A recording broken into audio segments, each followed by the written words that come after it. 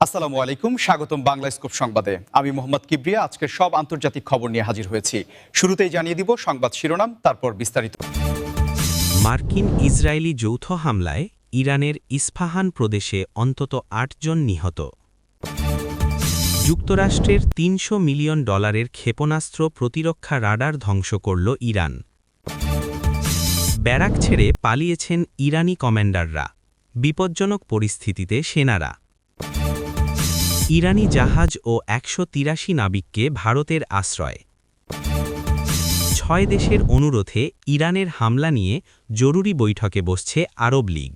আসসালামু আলাইকুম, স্বাগতম জানাচ্ছি বাংলা স্কুপ সংবাদে। আমি মোহাম্মদ কিবরিয়া। এতক্ষণ শুনছিলেন সংবাদ শিরোনাম, এবার বিস্তারিত। ইরানের ইস্পাহান প্রদেশে ঘটে যাওয়া মার্কিন এবং ইসরায়েলি বাহিনীর যৌথ অভিযান, যেখানে অন্তত ৮ জন নিহত হওয়ার খবর পাওয়া গেছে, আর এই ঘটনাটি পুরো বিশ্বের মনোযোগ নতুন করে এই অঞ্চলের দিকে টেনে এনেছে। ইস্পাহান প্রদেশটি কৌশলগত দিক থেকে অত্যন্ত গুরুত্বপূর্ণ একটি এলাকা, কারণ এখানে ইরানের বেশ কিছু গুরুত্বপূর্ণ স্থাপনা, সামরিক ঘাঁটি এবং বৈজ্ঞানিক গবেষণা কেন্দ্র রয়েছে। তাই সেখানে এ ধরনের একটি যৌথ অভিযানের অর্থ হল এটি কেবল একটি সাধারণ ঘটনা নয়, বরং এর পেছনে দীর্ঘমেয়াদী এবং সুদূরপ্রসারী কোনো লক্ষ্য বা বার্তা লুকিয়ে থাকতে পারে, যা আন্তর্জাতিক কূটনীতির মাঠে বড় ধরনের প্রভাব ফেলতে সক্ষম। আপনারা যারা নিয়মিত বিশ্ব সংবাদের খোঁজ খবর রাখেন, তারা নিশ্চয়ই জানেন যে মার্কিন যুক্তরাষ্ট্র এবং ইসরায়েলের মধ্যে সামরিক ও গোয়েন্দা তথ্য আদান প্রদানের একটি দীর্ঘ ইতিহাস রয়েছে, এবং এই ধরনের একটি যৌথ পদক্ষেপ এটাই প্রমাণ করে যে তারা এই অঞ্চলে তাদের কৌশলগত স্বার্থ রক্ষায় কতটা নিবিড়ভাবে কাজ করছে। এই ঘটনার পর স্বভাবতই আন্তর্জাতিক মহলে তীব্র প্রতিক্রিয়া সৃষ্টি হয়েছে। বিভিন্ন দেশ এবং আন্তর্জাতিক সংস্থাগুলো পরিস্থিতি শান্ত করার আহ্বান জানিয়েছে, কারণ মধ্যপ্রাচ্যে কোনো ধরনের অস্থিতিশীলতা তৈরি হলে তার সরাসরি প্রভাব পড়ে বৈশ্বিক অর্থনীতির উপর, বিশেষ করে জ্বালানি তেলের বাজার এবং আন্তর্জাতিক বাণিজ্য রুটে এর প্রভাব হয় ব্যাপক। সাধারণ মানুষের মনে এখন একটি বড় প্রশ্ন ঘুরপাক খাচ্ছে যে এই ঘটনার পর ইরান কিভাবে প্রতিক্রিয়া জানাবে, এবং এই পরিস্থিতি কি একটি বৃহত্তর আঞ্চলিক সংকটের দিকে মোড় নেবে, নাকি কূটনৈতিক আলোচনার মাধ্যমে এর একটি শান্তিপূর্ণ সমাধান বের করা সম্ভব হবে। আমরা যদি একটু গভীরভাবে বিশ্লেষণ করি, তাহলে দেখতে পাব যে আধুনিক যুগে কোনো দেশই সম্পূর্ণ বিচ্ছিন্নভাবে কাজ করতে পারে না। একটি দেশের অভ্যন্তরে ঘটে যাওয়া ঘটনার রেশ মুহূর্তের মধ্যে ছড়িয়ে পড়ে বিশ্বজুড়ে, আর তাই ইস্পাহানের এই ঘটনা শুধু একটি নির্দিষ্ট ভৌগোলিক সীমানার মধ্যে আটকে নেই, বরং এটি আন্তর্জাতিক গণমাধ্যম, থিঙ্ক ট্যাঙ্ক এবং বিশ্লেষকদের আলোচনার কেন্দ্রবিন্দুতে পরিণত হয়েছে। ইরান যুক্তরাষ্ট্রের প্রায় $৩০০ মিলিয়ন সমমূল্যের একটি অত্যাধুনিক ক্ষেপণাস্ত্র প্রতিরক্ষা রাডার ধ্বংস করেছে, যা নিঃসন্দেহে প্রযুক্তিগত লড়াইয়ের ময়দানে একটি বড় ঘটনা। একটি রাডার সিস্টেম, বিশেষ করে যার মূল্য $৩০০ মিলিয়ন, সেটি কোনো সাধারণ রাডার নয়। এটি হলো কোনো দেশের আকাশ প্রতিরক্ষার চোখ, যা বহুদূর থেকে ধেয়ে আসা যে কোনো হুমকি, ক্ষেপণাস্ত্র বা বিমানকে আগে থেকেই শনাক্ত করতে সক্ষম এবং সেই অনুযায়ী প্রতিরক্ষা ব্যবস্থাকে সক্রিয় করার নির্দেশ দেয়। এ ধরনের একটি মহামূল্যবান এবং উচ্চ প্রযুক্তি সম্পন্ন রাডার ধ্বংস হওয়ার অর্থ হল সংশ্লিষ্ট এলাকার আকাশ প্রতিরক্ষায় সাময়িকভাবে হলেও একটি বড় ধরনের শূন্যতা তৈরি হওয়া, যা কৌশলগত দিক থেকে অত্যন্ত ঝুঁকিপূর্ণ। এই ঘটনা প্রমাণ করে যে আধুনিক যুদ্ধক্ষেত্রে বা সামরিক উত্তেজনায় ইলেকট্রনিক ওয়ারফেয়ার এবং সাইবার সক্ষমতা কতটা গুরুত্বপূর্ণ হয়ে উঠেছে, যেখানে একটি সফল আঘাত প্রতিপক্ষের কোটি কোটি ডলারের ক্ষতি সাধন করার পাশাপাশি তাদের প্রতিরক্ষা ব্যূহকে দুর্বল করে দিতে পারে। এই ঘটনার পর সামরিক বিশ্লেষকরা নতুন করে হিসাব নিকাশ শুরু করেছেন, কারণ যুক্তরাষ্ট্রের মতো একটি প্রযুক্তিতে শীর্ষস্থানীয় দেশের এত ব্যয়বহুল একটি প্রতিরক্ষা সরঞ্জাম ধ্বংস হওয়া মানে প্রতিপক্ষের প্রযুক্তিগত সক্ষমতাও যে অনেক দূর এগিয়েছে তার বলার অপেক্ষা রাখে না। এই বিষয়টি বিশ্বজুড়ে অস্ত্র নির্মাতা প্রতিষ্ঠান এবং সামরিক বিজ্ঞানীদের জন্য একটি বড় বার্তা, কারণ এখন তাদের আরও উন্নত এবং সুরক্ষিত প্রযুক্তি উদ্ভাবনের দিকে মনোযোগ দিতে হবে। দর্শক, আধুনিক প্রযুক্তির এই লড়াই নিয়ে আপনাদের ভাবনা কি? প্রযুক্তি কি আমাদের সুরক্ষার চেয়ে বিপদের কারণ বেশি হয়ে দাঁড়াচ্ছে বলে আপনি মনে করেন?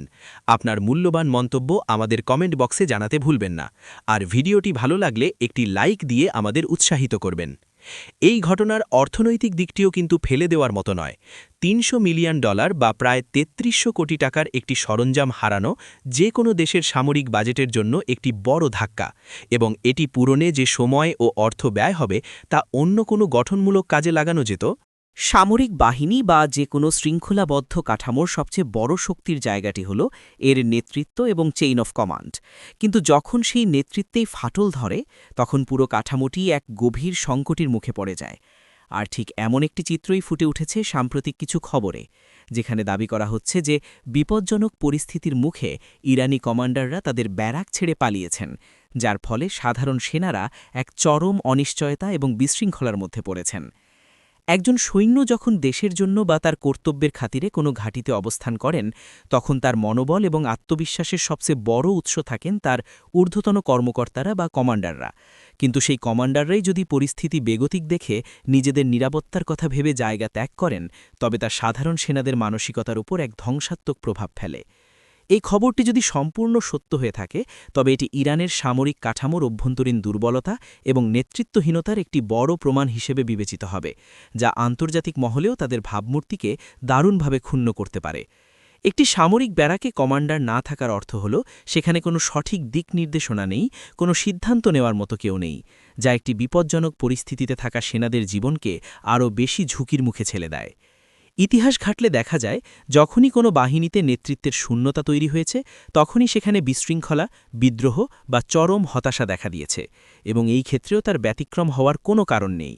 এই ঘটনাটি নিয়ে বিশ্বজুড়ে সামরিক বিশ্লেষকরা নানা ধরনের মতামত দিচ্ছেন।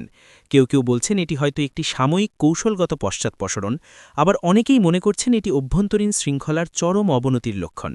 কূটনীতির ময়দানে অনেক সময় মানবিকতা এবং পারস্পরিক সহযোগিতার এমন কিছু উদাহরণ দেখা যায় যা চলমান রাজনৈতিক উত্তেজনার মাঝেও একটি ইতিবাচক বার্তা বহন করে।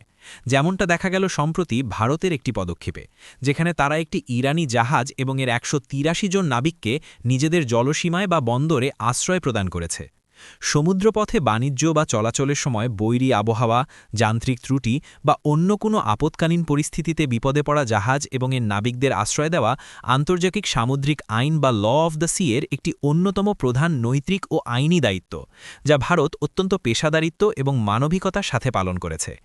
তবে এই ঘটনার একটি বড় কূটনৈতিক এবং ভূ-রাজনৈতিক তাৎপর্য রয়েছে, কারণ ভারত এবং ইরানের মধ্যে ঐতিহাসিকভাবেই অত্যন্ত চমৎকার এবং ভারসাম্যপূর্ণ একটি সম্পর্ক বিদ্যমান। বিশেষ করে চাবাহার বন্দর উন্নয়নের মতো বড় প্রকল্পে দুই দেশের যৌথ কাজ এই সম্পর্কের গভীরতা প্রমাণ করে। বর্তমান বৈশ্বিক প্রেক্ষাপটে যখন ইরানের উপর বিভিন্ন দিক থেকে আন্তর্জাতিক চাপ অব্যাহত রয়েছে, ঠিক সেই সময়ে ভারতের এই আশ্রয় প্রদানের ঘটনাটি প্রমাণ করে যে ভারত তার পররাষ্ট্রনীতির ক্ষেত্রে অত্যন্ত স্বাধীন এবং নিজস্ব স্বার্থ ও বন্ধুত্বের ওপর ভিত্তি করে সিদ্ধান্ত নিতে সক্ষম। ১৮৩ জন নাবিকের জীবন রক্ষা এবং তাদের প্রয়োজনীয় সহায়তা প্রদানের মাধ্যমে ভারত কেবল মানবিকতারই পরিচয় দেয়নি, বরং আন্তর্জাতিক পরিমণ্ডলে একটি দায়িত্বশীল রাষ্ট্র হিসেবে নিজেদের অবস্থান আরও সুসংহত করেছে। দর্শক, কূটনীতি এবং আন্তর্জাতিক সম্পর্কের ক্ষেত্রে মানবিকতার এই ধরনের দৃষ্টান্তগুলো আপনার কেমন লাগে? বৈশ্বিক রাজনীতির এই জটিল খেলায় একটি দেশের এমন স্বাধীন অবস্থান সম্পর্কে আপনার মতামত কি? ভিডিওটিতে একটি লাইক দিন এবং কমেন্ট করে আপনার মূল্যবান মতামত আমাদের জানান। এই ঘটনাটি অন্যান্য দেশের জন্য একটি বার্তা যে রাজনৈতিক মতপার্থক্য বা বৈশ্বিক মেরুকরণের ঊর্ধ্বে উঠেও মানবিক সংকটগুলোতে একে অপরের পাশে দাঁড়ানো সম্ভব। মধ্যপ্রাচ্যের রাজনীতিতে সবসময়ই নানা ধরনের নাটকীয়তা এবং দ্রুত পটপরিবর্তনের ঘটনা ঘটে থাকে, আর সেই ধারাবাহিকতায় বর্তমানে সবচেয়ে আলোচিত বিষয় হল ৬টি সদস্য দেশের বিশেষ অনুরোধে ইরানের হামলা বা এ সংক্রান্ত চলমান উত্তেজনা নিয়ে আরব লীগের একটি জরুরি বৈঠকে বসার সিদ্ধান্ত। আরব লীগ হল মধ্যপ্রাচ্য এবং উত্তর আফ্রিকার দেশগুলোর একটি অন্যতম প্রধান আঞ্চলিক সংস্থা, যা এই অঞ্চলের রাজনৈতিক, অর্থনৈতিক এবং নিরাপত্তা সংক্রান্ত যে কোনো বড় ইস্যুতে গুরুত্বপূর্ণ ভূমিকা পালন করে থাকে। তাই তাদের এই জরুরি বৈঠক ডাকার অর্থ হল পরিস্থিতি সত্যিই একটি উদ্বেগজনক পর্যায়ে পৌঁছেছে। যে ৬টি দেশ এই বৈঠকের অনুরোধ জানিয়েছে, তাদের নাম এবং অবস্থান বিশ্লেষণ করলে বোঝা যায় যে তারা এই অঞ্চলের স্থিতিশীলতা নিয়ে গভীরভাবে চিন্তিত, কারণ মধ্যপ্রাচ্যের যে কোনো ধরনের অস্থিতিশীলতা সরাসরি তাদের জাতীয় নিরাপত্তা এবং অর্থনৈতিক কাঠামোর উপর আঘাত হানতে পারে।